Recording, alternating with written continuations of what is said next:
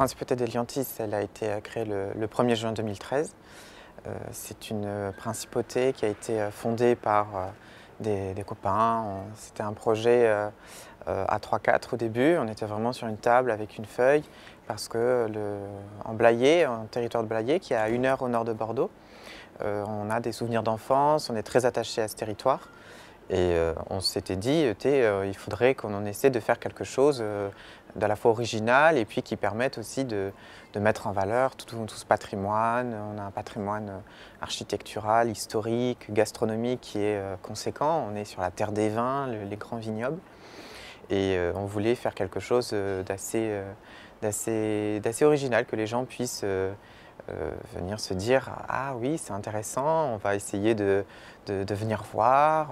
L'attrait en fait d'une micronation est différent de ce qu'on peut trouver dans une association lambda, si on peut dire, puisqu'il y a justement ce côté folklorique un peu décalé qui intrigue et qui va pousser les gens en fait à s'y intéresser ou en tout cas à s'y interroger plus rapidement. Alors actuellement, la principauté est beaucoup ancrée sur des actions solidaires, des actions caritatives. On mène depuis 2 ans et demi une action caritative qui s'appelle Une pièce, un espoir, qui vient en aide à l'association Un espoir pour Mathéo, qui, elle, vient en aide à un petit garçon, Mathéo, qui est atteint d'un syndrome très rare, qui est le syndrome de Phelan-McDermid, et qui lui pose énormément de problèmes au niveau de la tonicité musculaire. Et donc ça coûte très cher, ils n'ont pas forcément les moyens financiers d'assurer autant des traitements, que ce soit des thérapies, mais que ce soit aussi le matériel, puisqu'il a 7 ans, il est complètement invalide, hein, il ne peut pas marcher. Et donc ils sont venus nous voir et justement par cet attrait du folklore, ils nous ont dit ça pourrait être intéressant aussi, on aimerait travailler avec vous, est-ce que c'est possible? Nous, effectivement, on était aussi dans cette vision de pouvoir aussi aider ceux qui en avaient besoin par cet attrait de folklore.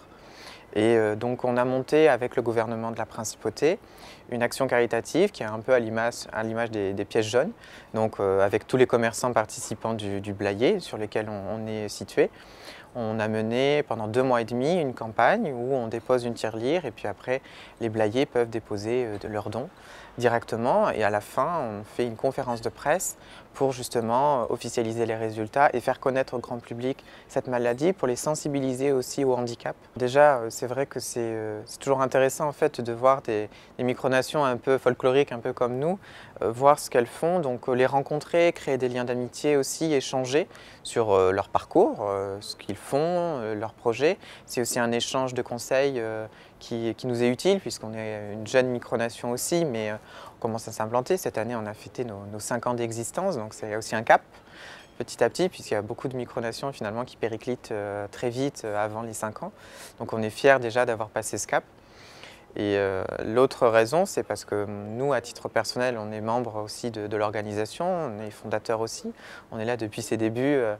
Et moi, je suis plus personnellement impliqué puisque je suis secrétaire général adjoint en charge des droits de l'homme.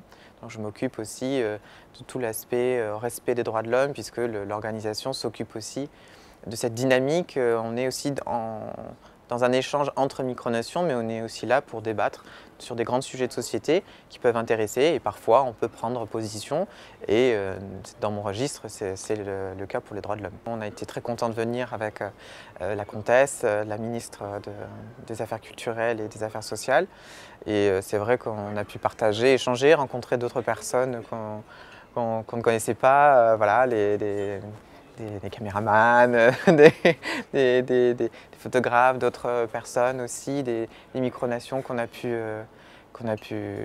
rencontrer. On ne connaissait pas le Sogmo de Sandjus non plus, c'est la première fois, donc on échange aussi, c'est quelque chose qui nous plaît énormément.